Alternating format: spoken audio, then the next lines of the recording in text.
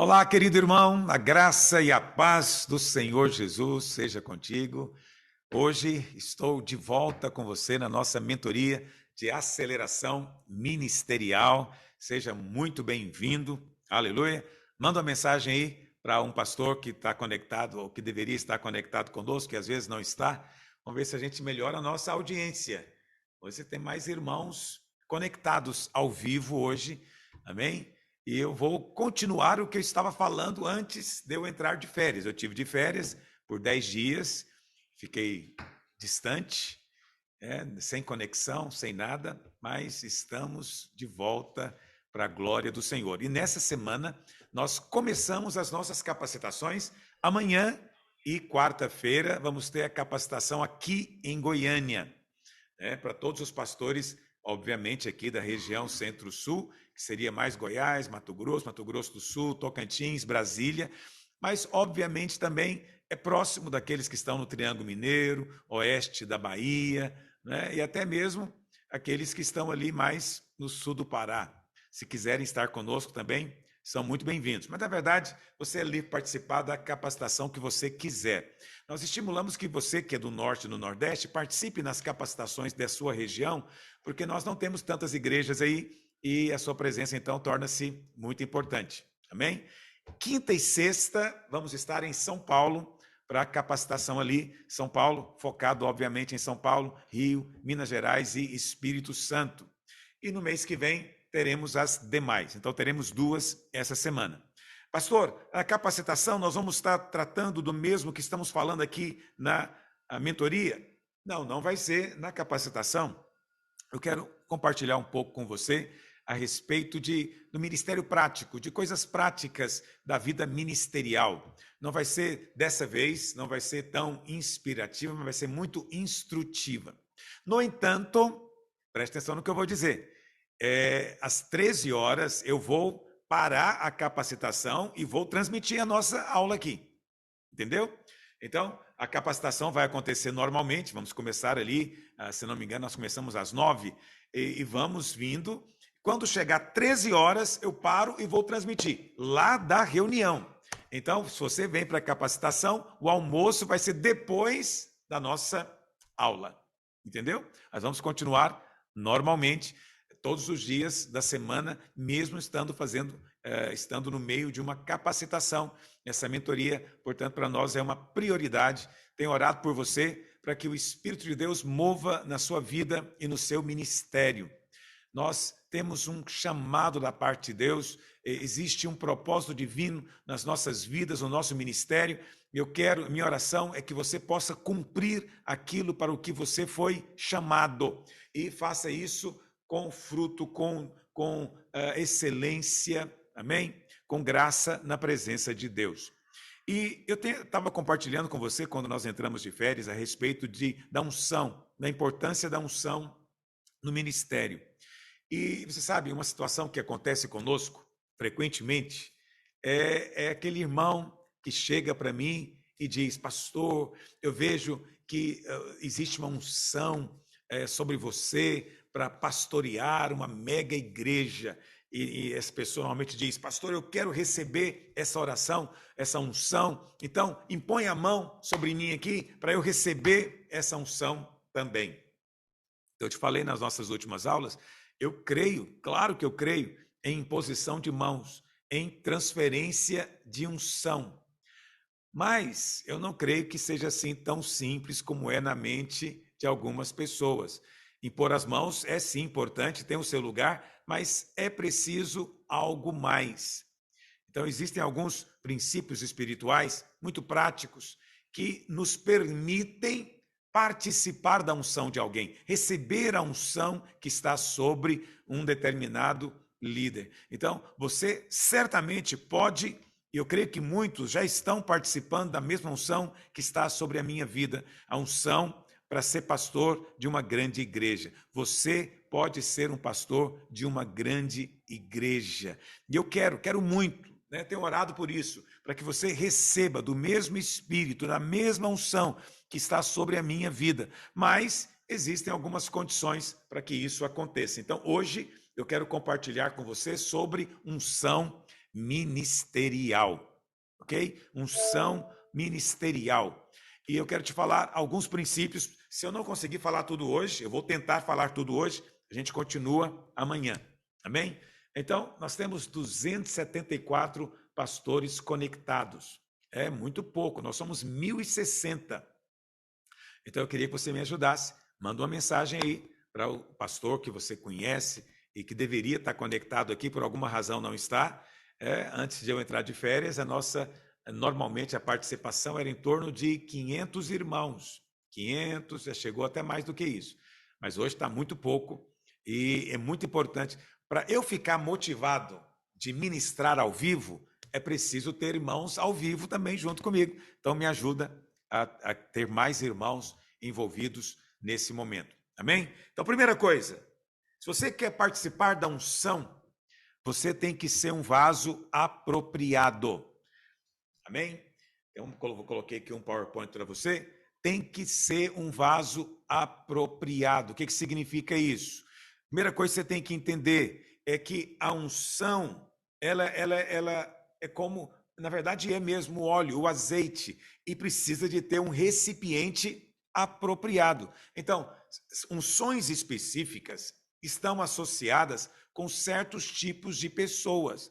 Você entende o que eu estou dizendo? Existe um perfil daquela unção. Então, por exemplo, a unção do evangelista, ela vem sobre um determinado tipo de personalidade, um determinado tipo de irmão. A mesma coisa acontece com a unção pastoral e depois até mesmo com a unção apostólica. Então, existem características comuns à unção pastoral, existem características comuns naqueles homens que recebem uma unção, por exemplo, apostólica.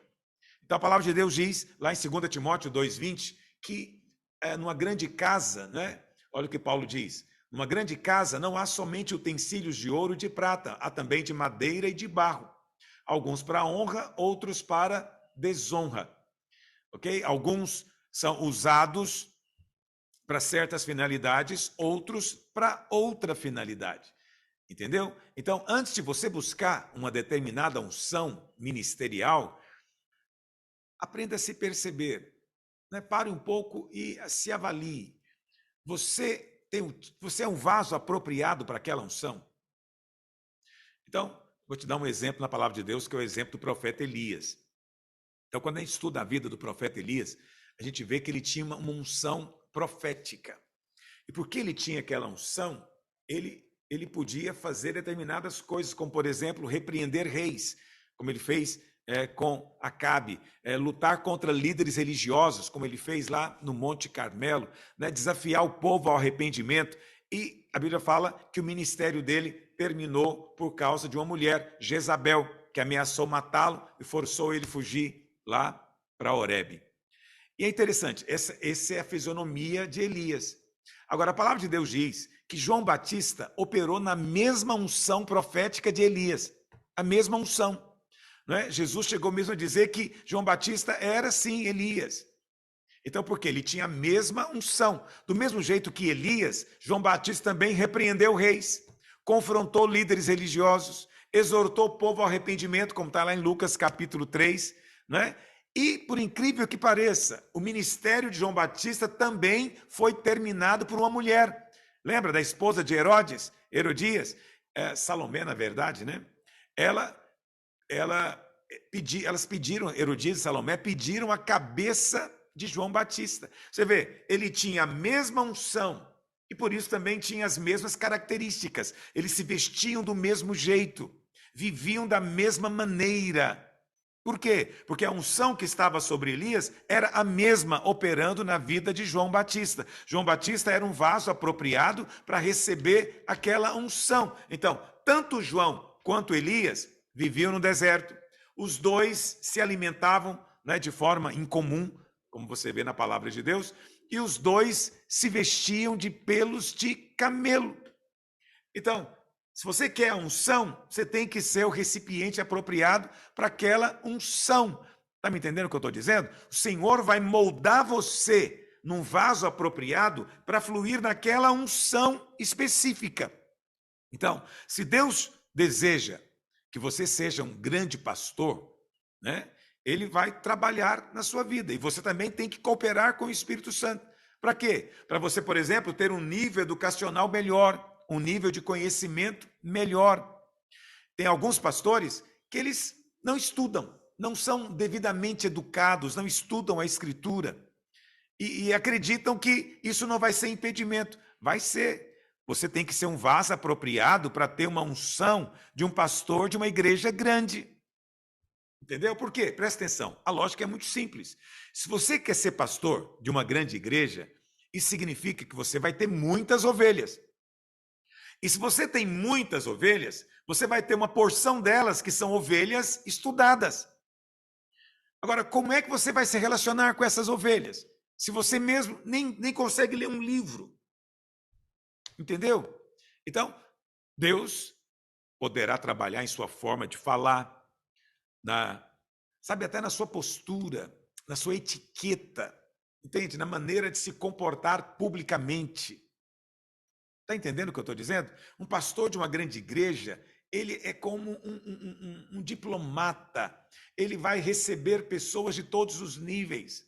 Você tem que saber como receber um governador, um prefeito, e ao mesmo tempo você tem que saber como se relacionar com aquele irmão mais simples.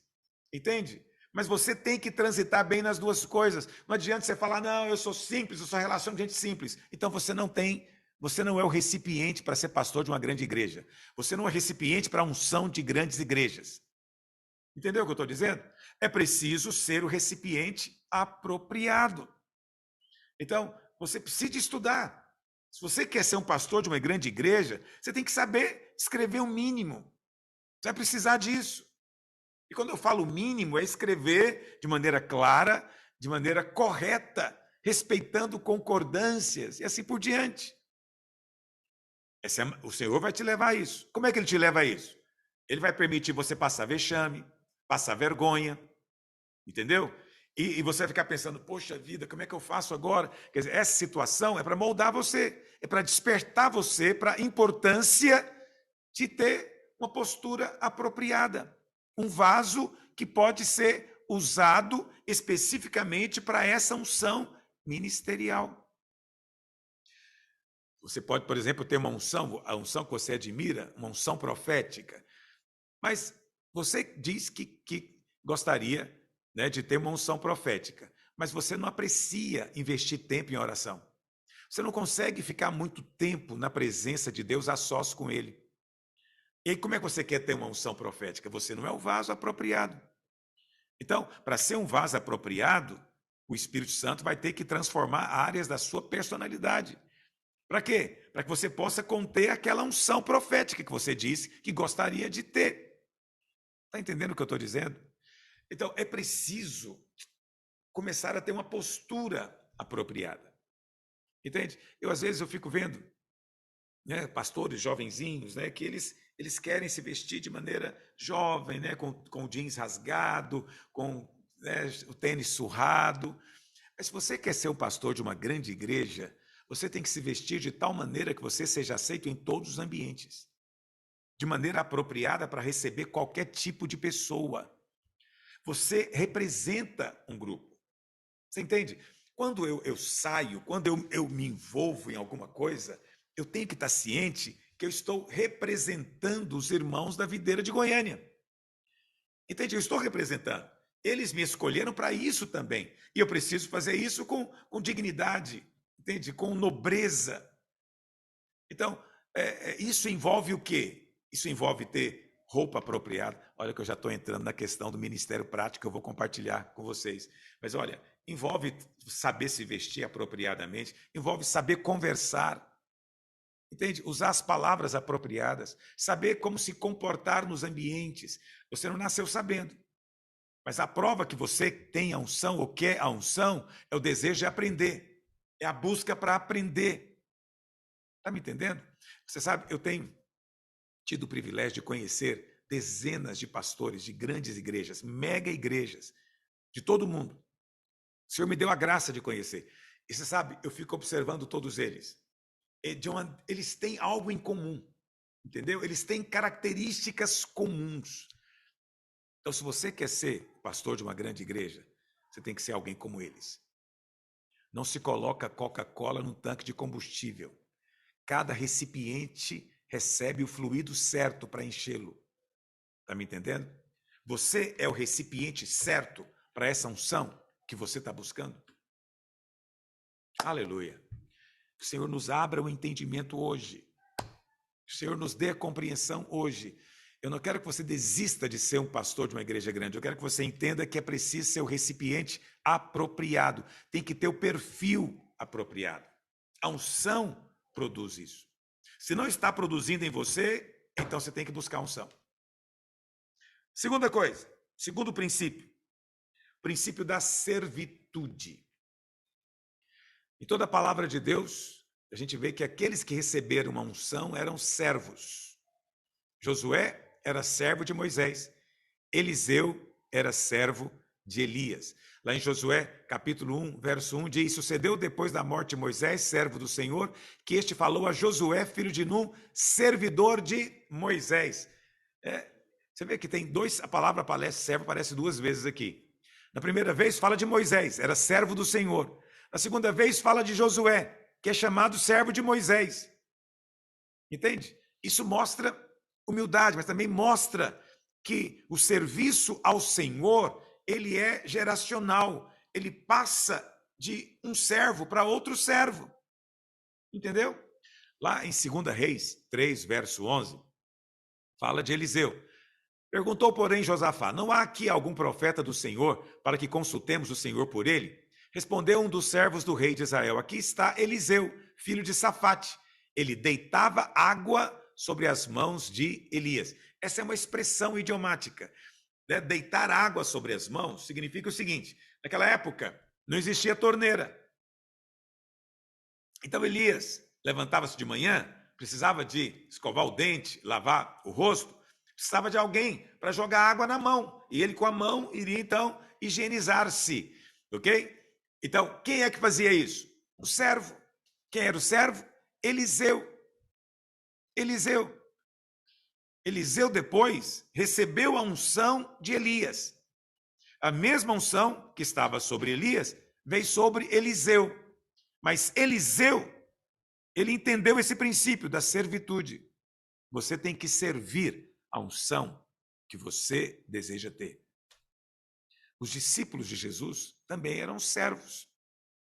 Não é? Jesus disse lá em João 15:15, né? Já não vos chamo servos, porque o servo não sabe o que faz o seu senhor, mas eu chamo vocês de amigos. Mas preste atenção, apesar do Senhor não chamar, nós somos servos e amigos. Nós servimos o Senhor. Então a posição de servo é uma posição de humildade, é abrir mão da opinião própria, é submeter àquele a quem você serve. Entende? E não é esperar que o outro mereça ser servido, porque ninguém merece ser servido.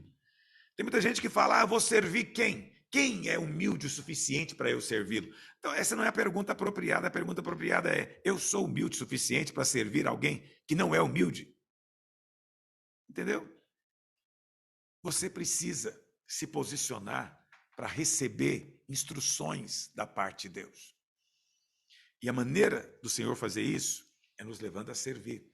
Então, Josué, ele teve de ser um servo antes de ter a unção. E você também vai ter que servir antes de receber a mesma unção. Então, essa é a razão, uma das razões que eu vejo, porque algumas pessoas nunca fluem na mesma unção ministerial. Estão debaixo do ministério, mas não fluem na mesma unção ministerial. Entende? Essa é uma questão que eu sempre coloco para o Senhor. Eu falo: Senhor, eu sou um pastor de uma grande igreja. Não tem nada de especial em mim, de mim mesmo.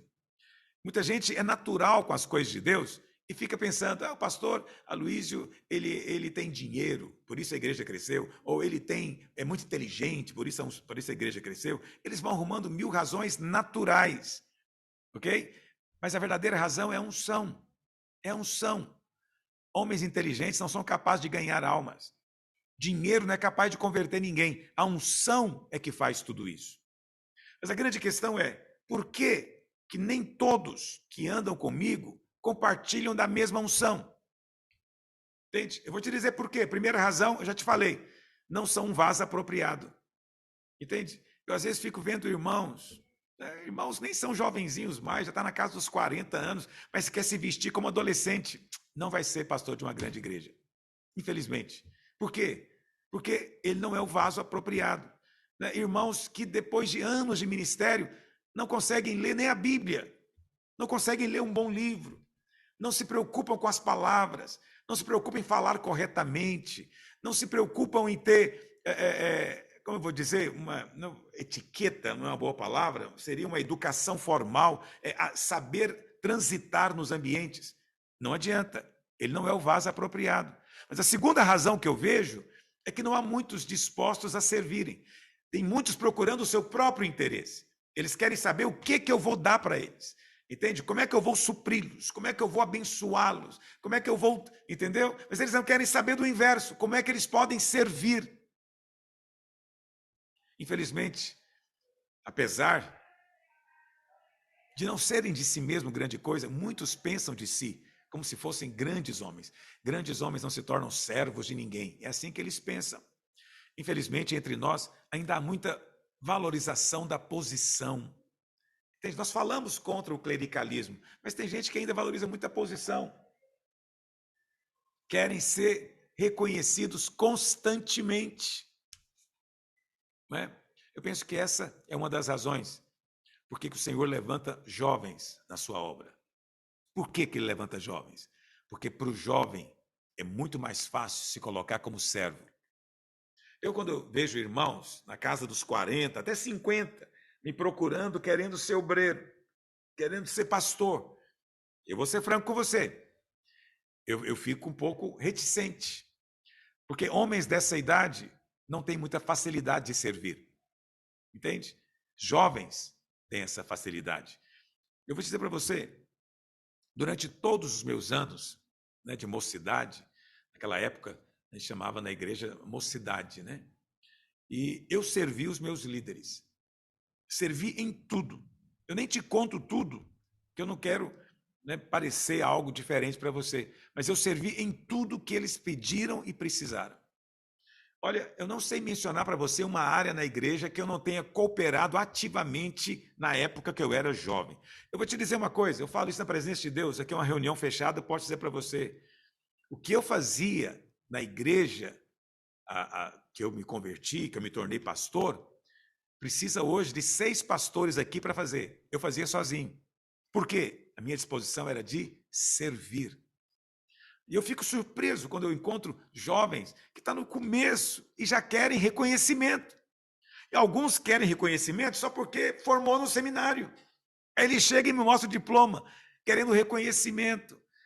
Então, você deseja receber a unção de alguém, mas você nunca se dispôs a servi-lo ativamente. Você não vai ter essa unção. Entende? Não vai ter. A unção, ela é como água, eu sempre digo isso. Ela só flui de cima para baixo. Se você quer receber a unção, você tem que se colocar na posição de servo. Amém? Um servo. Queria que você avaliasse por um instante. Eu coloquei aqui no PowerPoint algumas características de um servo, baseado na palavra de Deus. Primeiro, você é um servo que se submete ao seu líder. Né? Lá em Malaquias 1,6, a palavra do Senhor diz: o filho honra o pai e o servo ao seu senhor. Então você tem uma disposição de submeter? Porque nós exigimos muita submissão.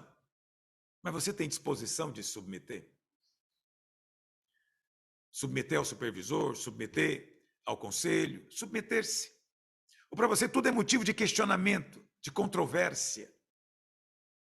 Esse é um questionamento, para você avaliar. Você tem sido um servo ou você tem sido um chefe onde você está?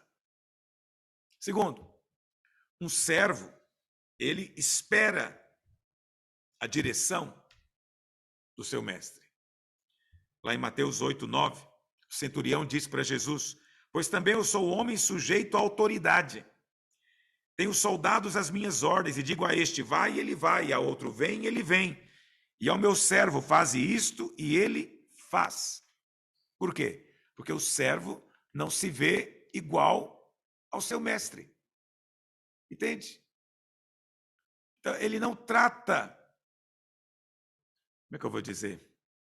Se você está buscando a unção que está sobre o seu líder, você tem que tratar o seu líder como alguém que tem autoridade sobre a sua vida. Mas quando você se vê igual, aí você não pode mais receber a unção. Porque, sabe, no terreno nivelado a água não corre, não flui. Entende? Essa é uma questão importante, que é o início de toda rebeldia. É quando você se vê igual. Ah, não, mas nós somos todos iguais. Sim, mas você deveria sempre ver o outro como melhor do que você. Sabe uma característica que eu tenho? Eu sempre vejo o outro melhor do que eu. Eu sempre procuro enxergar o outro como sendo superior a mim. Essa é a única maneira de você servir. Foi isso que Jesus fez. Lá em Filipenses 2, verso 6, diz assim: pois ele, subsistindo na forma de Deus, não julgou como usurpação ser igual a Deus. Antes, a si mesmo se esvaziou e assumiu a forma de quê? Servo. Servo. Qual que é a recompensa para o servo? É a unção daquele a quem ele serve. Mais uma característica, não sei se eu numerei no PowerPoint, né? Um servo, coloquei número 4. Um servo se importa com os desejos do seu mestre. Lá em Tito 2,9 diz: quanto aos servos, que sejam em tudo obedientes ao seu senhor, dando-lhes motivos de satisfação e não sejam respondões. Ok? Isso é um fato. Quinta característica, é só um checklist. Um servo não se sente constrangido com o trabalho. Por quê? Porque servo não escolhe trabalho. Servo está ali para servir.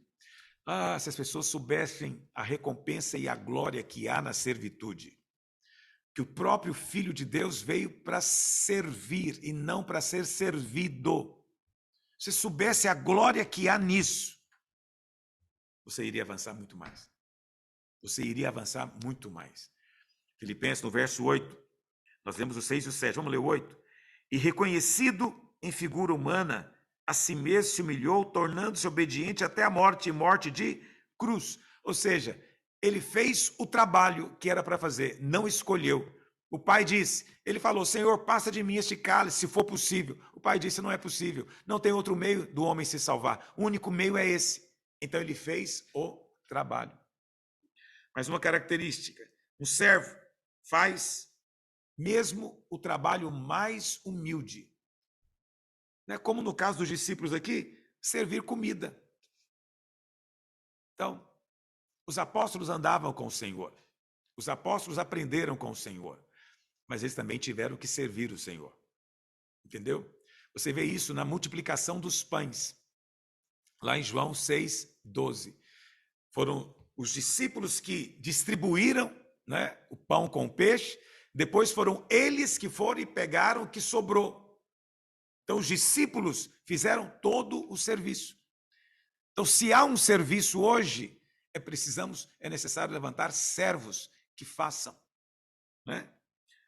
Outra característica, um servo sempre procura o avanço do seu mestre. Então, não é que ele se coloca apenas numa posição, ele realmente tem um coração humilde. Porque se não tiver o coração humilde, as pessoas servem só na aparência. Parecem que estão servindo, mas no coração elas estão remoendo e vão se enchendo de amargura porque estão servindo. E depois saem da igreja dizendo que foram exploradas. Servos nunca são explorados, porque servos fazem além do que é pedido. Quando pessoas dizem, eu fui explorado, é preciso avaliar. Né? O que você está chamando de exploração? Tem muito disso. Ele foi explorado porque ele liderou uma célula. Ele disse que foi explorado porque ele tocou no louvor. Entendeu? Quer dizer, são pessoas que não estavam servindo. Não havia um coração de servo. Mas elas queriam todo o tempo um reconhecimento, um elogio, ou até uma remuneração, que não veio, porque elas estavam servindo. É preciso servir com o coração. Lá em João 3, verso 30, é João Batista quem diz: convém que ele cresça e que eu diminua. Oitavo, um servo não espera ou não procura reconhecimento e gratidão. É muito ruim quando você faz esperando que o outro te recompense, te reconheça. Porque quando não vem esse reconhecimento, normalmente surge a amargura. Lá em Lucas 17, verso 10, Jesus disse: assim também vós, depois de haver desfeito quanto vos foi ordenado, dizei: somos servos inúteis, porque fizemos apenas o que deveríamos fazer, a nossa obrigação. Nono, um servo faz o que o seu mestre manda, na forma como o mestre deseja, não na forma como o servo quer. Entende? Você sabe, Deus rejeitou Saul por quê? Saul fez do seu jeito, não da maneira de Deus. Lá em 1 Samuel 15, 22, Samuel exorta Saul dizendo: porém Samuel disse: tem porventura o Senhor tanto prazer em holocausto e sacrifício, quanto em que se obedeça a sua palavra? Eis que o obedecer é melhor do que o sacrificar, e o atender melhor do que a gordura de carneiros. Mas não há mentalidade de servo neste mundo. Existe mentalidade de voluntário, não de servo. O voluntário é aquele que escolhe o que ele quer fazer, quando ele quer fazer e o quanto ele quer fazer. O voluntário é senhor sobre si mesmo. Entendeu? E ele se acha maravilhoso, porque afinal de contas ele é um voluntário querendo ajudar. Servos não. Servos às vezes não são lembrados, não são vistos. Mais um, 10º. Um servo ministra ao seu mestre com os seus bens. Lá em Lucas 8, verso 2, diz assim: e também algumas mulheres que haviam sido curadas de espíritos malignos, de enfermidades, Maria, chamada Madalena, do qual saíram 7 demônios, Joana, mulher de Cusa, procurador de Herodes, Susana e muitas outras, as quais lhe prestavam assistência ou lhe serviam com seus bens. Com seus bens. Agora é óbvio, há recompensa para o servo. A Bíblia fala lá em Filipenses 2,9 que o Senhor Jesus foi exaltado e recebeu um nome que está acima de todo nome, porque ninguém serviu, jamais vai servir como ele. Entende? Então ele recebeu um nome acima de todo nome. Eu digo para você, a unção, ela é também uma recompensa para aquele que serve. É o privilégio de fluir na unção que Deus te dá. Amém? Bom, eu acho que por hoje eu vou ficar por aqui. Eu não quero passar um excesso de informação para você e depois você simplesmente esquecer, cair no esquecimento. Então eu quero compartilhar e deixar que você possa ruminar, ok? Mas só lembrando para você 2 princípios para que você possa receber a unção ministerial, ou seja, receber a unção daqueles que têm autoridade sobre você. Amém? Então, primeiro princípio, seja um vaso apropriado, seja um recipiente apropriado, prepare-se para fluir nessa unção. Segundo, sirva, tenha uma atitude de servo, uma postura de servo, sirva a unção que você quer receber. Sirva aquele que flui na unção que você quer receber. Mas faça isso não esperando que ele seja perfeito. Faça isso independente se ele vai depois te recompensar ou não. A recompensa virá do Senhor.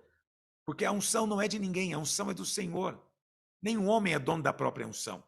Então eu não posso dar aquilo que eu próprio não tenho. Se tenho, não foi eu que busquei, que conquistei, eu recebi. Entende? O máximo que eu posso fazer é impor as minhas mãos e deixar que a unção flua na sua vida. Mas é para fluir, essas 2 condições são necessárias, mas amanhã vou falar de mais 3. Amém? Vou falar de mais 3. Mas eu penso que por hoje é suficiente. Deixa eu ver se tem alguém com a mão erguida que quer compartilhar ou fazer uma pergunta. Tem alguém que clicou em reações? Pastor Ricardo Guimarães.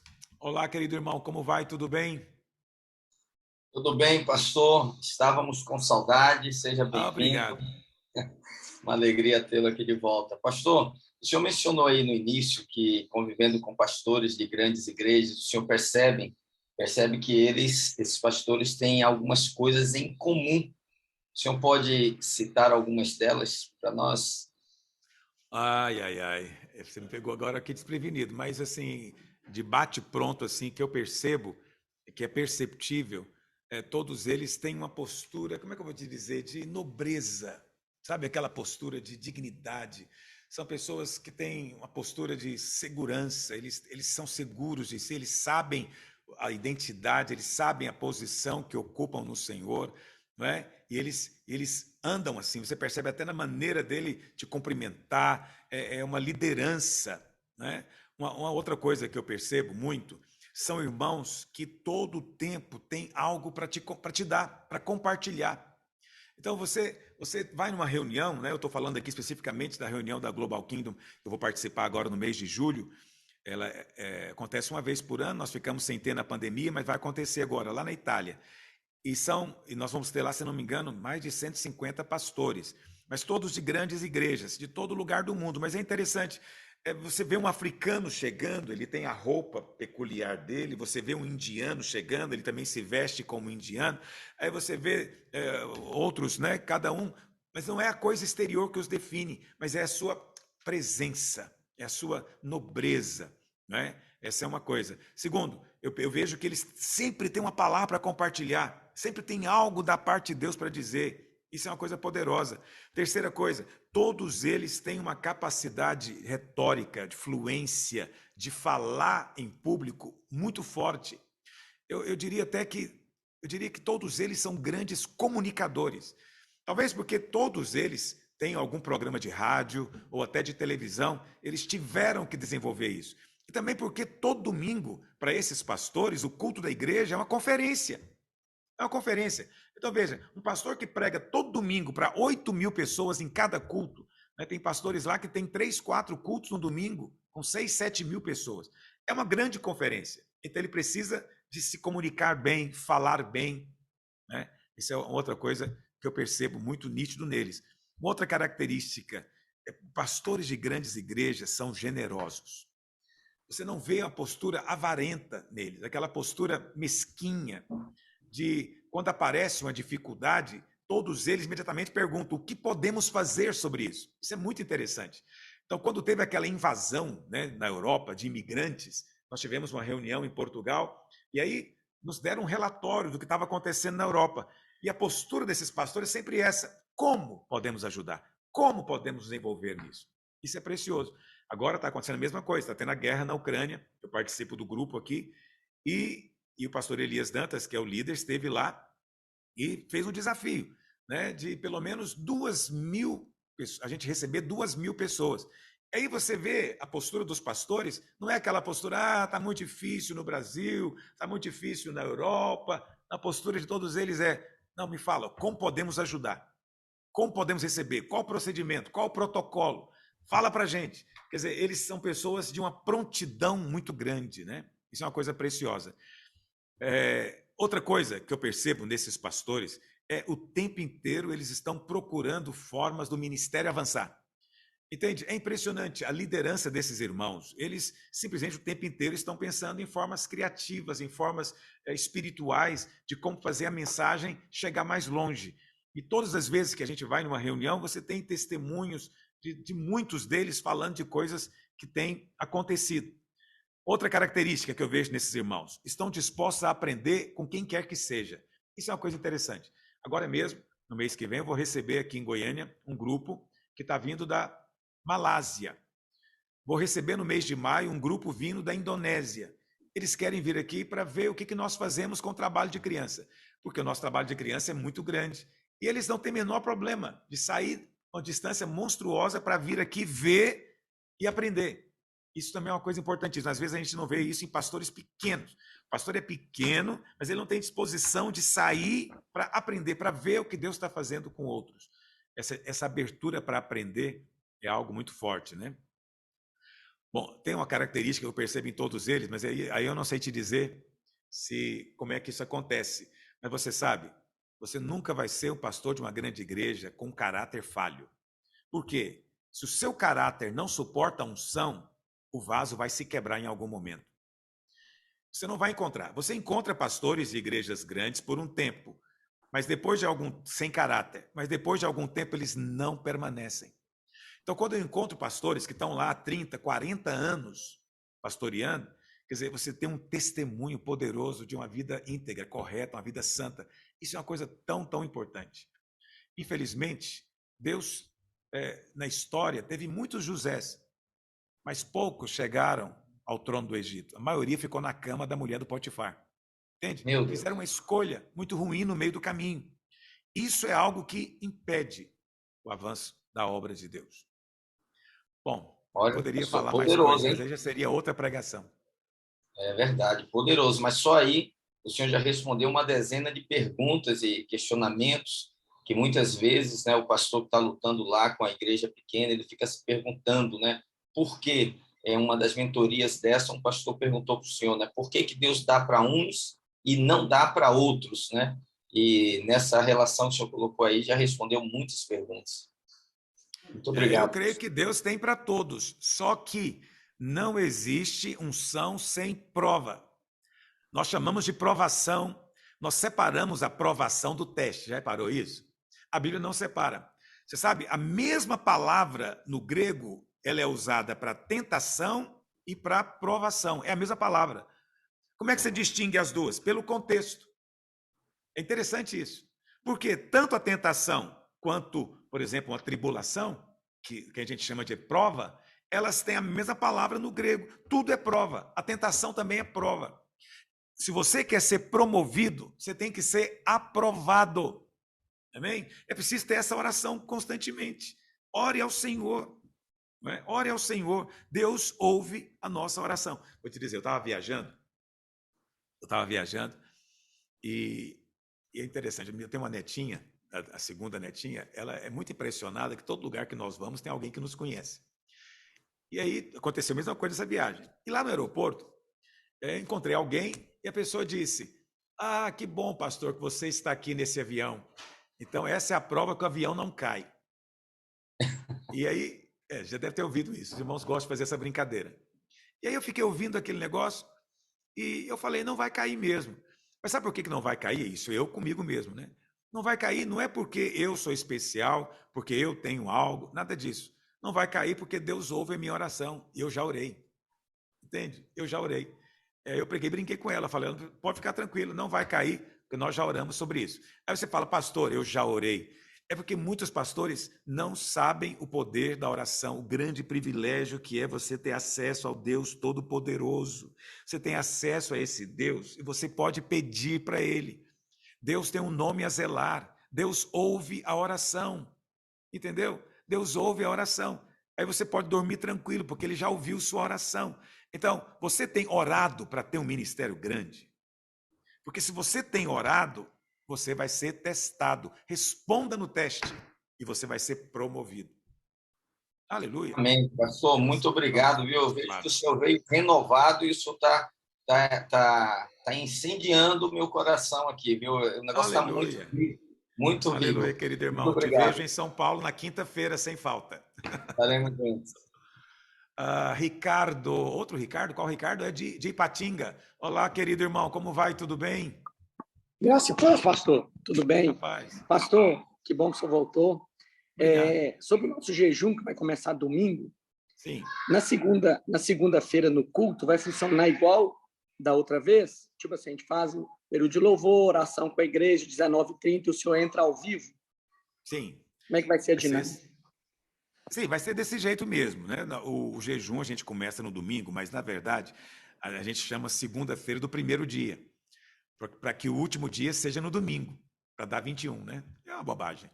Então a gente começa no domingo avisando amanhã, tal. Aí no primeiro dia nós vamos transmitir começando às 19h30.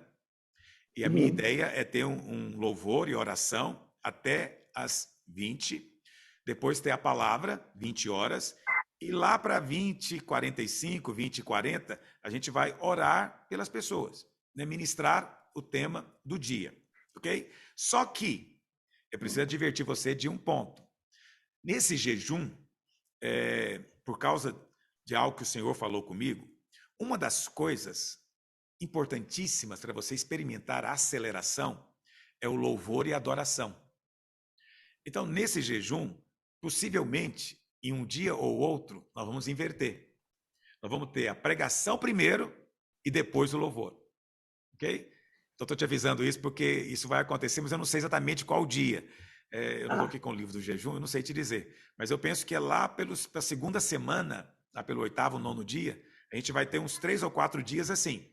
E aí eu convidei ministro de louvor, né? Não sei se eles aceitaram, tem até que ver aqui com os pastores, para virem, para dirigirem o louvor para a gente, não um show, louvor mesmo. E aí nesses dias a nossa dinâmica vai mudar um pouco. Mas eu Não, aviso antes. tranquilo. Eu Tá, aviso beleza. amanhã, tal. E a gente vai Ok? acompanhar o jejum dessa forma. Os dias que não for alterar, a gente faz o louvor e a adoração aqui antes, eu vou acompanhando na transmissão. Na hora que o senhor entrar, a gente passa a transmitir a igreja. Amém. Essa que é a melhor maneira. Faça assim. Vai ser uma bênção, eu tenho certeza. Amém. Obrigado, pastor. Deus abençoe, Ricardo. John Richard, como vai, irmão? Tudo bem?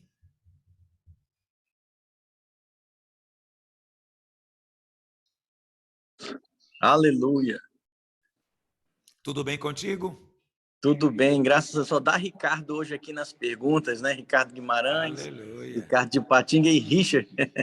É Tudo verdade. bem, Richard é pastor? Ricardo em inglês, que chique. Pastor, seja bem-vindo de volta. Já estávamos com saudade do senhor, né? Foi um Obrigado. tempo muito precioso com o Conselho Apostólico aqui, aprendemos muito. Mas, enfim, pastor, depois de ouvir tudo que o senhor ministrou aí, como o pastor Ricardo Guimarães disse, meu coração se alegra e se enche por fazer parte disso tudo, né, do mover de Deus. Mas eu queria fazer uma colocação e queria lhe ouvir. Sim. Eu congreguei na Videira de Goiânia, fui treinado aí e formado. Fiquei 5 anos em Goiânia, depois fui enviado como pastor. Eu me recordo que havia uma pressão muito grande para a gente multiplicar o prédio de Goiânia para outras regiões.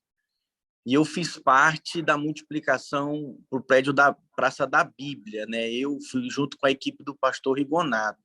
E foi um mover muito grande, eu experimentei algo extraordinário aí. A minha pergunta para o senhor eu creio nessa questão da unção que nós recebemos, temos que nos preparar também, mas também tem um tempo de Deus, né, pastor, para alguns, porque, por exemplo, eu acho que levou uns 7, 8 anos para a gente fazer a primeira multiplicação aí em Goiânia com o senhor. E aí depois parece que ficou mais fácil, multiplicava 2, 3 prédios, agora estamos com 10, 11 prédios aí. Então existe o tempo de Deus para isso, não tem, pastor? Um alinhamento que envolve a unção, o nosso preparo e também o tempo de Deus. O que o senhor me diz? Exatamente. Sim, claro, claro. Para tudo existe o tempo e o modo. Então, você ser apressado e imediatista é muito ruim. É muito ruim. Vai te trazer muito problema, muito prejuízo. Você não pode realmente acelerar o que Deus tem para fazer. Ele vai fazer no tempo dele. Agora, tem o inverso também. Você lembra da parábola da figueira na vinha? Então, o agricultor Sim. foi lá e, depois de 3 anos, não encontrou fruto na figueira.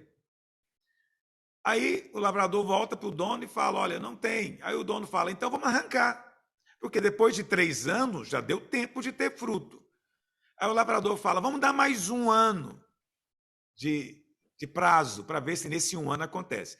Aí, por causa dessa parábola, a gente sempre fala que o 4º ano é o ano da oportunidade, né? Quando a gente fala dos ciclos. Então, você vê, existe um tempo também que se espera que haja algum fruto. Tem tempo para tudo. Mas você está há 10 anos num lugar e não tem fruto nenhum, você não acha também que tem que avaliar? Então, tem os dois lados. Não tenha pressa, né? Não seja essa pessoa precipitada, né? Que faz as coisas de maneira apressada. Não, espera o tempo de Deus. Mas também avalia. 3 anos, já foi tempo dessa figueira dar fruto? Não, vou dar mais 1 ano. 4 anos? 4 anos. Depois de 4 anos não der fruto nenhum, tem alguma coisa errada nessa figueira. Então, tenha cuidado com a pressa, mas também tenha cuidado com os anos que passam e fruto nenhum aparece. Tem os dois lados da moeda. Eu penso que nós todos que estamos aqui conectados temos que avaliar essas duas coisas. Você que está começando o ministério, você que está começando a pastorear, tenha paciência. Existe o tempo da frutificação. Mas você que já está aí há mais de 10, 15 anos no ministério, você tem que avaliar. Já não era tempo de ter algum fruto? É isso que é importante. Isso é muito sério, pastor, porque eu lhe falo pela minha experiência própria aqui, né, como supervisor, como pastor local, abrindo várias microigrejas no estado. eu percebo isso, eu creio na aceleração, estou aceleradíssimo esse ano, né? Mas, ao mesmo tempo, eu percebo também, em Goiânia, eu aprendi algo extraordinário com o senhor aí. Uma das coisas que o senhor sempre respeitou, e isso me admira na sua vida, é o senhor não queima etapa. Comigo mesmo, o senhor não queimou etapa, o senhor me dizia não, não era uma vez, era várias vezes, né? Então, isso eu lhe admiro. E assim, pastor, nós temos que depender completamente do Espírito Santo para discernir o tempo e Amém. o modo, porque não é fácil. E eu quero aqui expressar minha alegria por caminhar com o senhor e fazer parte dessa equipe. Estou ansioso para estarmos juntos em São Paulo. Um grande abraço, tá bom? E até Aleluia. lá. Obrigado, John Richard. Vai ser, de fato, uma grande bênção. Bom, não tem mais ninguém Amém. que quer fazer pergunta, a gente vai encerrar por aqui. Mas amanhã nós voltamos. Vai ter capacitação aqui em Goiânia, mas eu vou parar a capacitação lá e venho para ministrar a aula. Vou ministrar aqui na minha sala mesmo, já está tudo montado aqui, tudo arrumado. Amém? E eles vão assistir também lá no auditório. Não, não vai ser aqui, né? Não, vai ser na Monte Sião. Ah, vai ser no acampamento. Ok, então eu vou ministrar com eles presente. Vai ser uma bênção também. Até lá, Deus abençoe você tremendamente.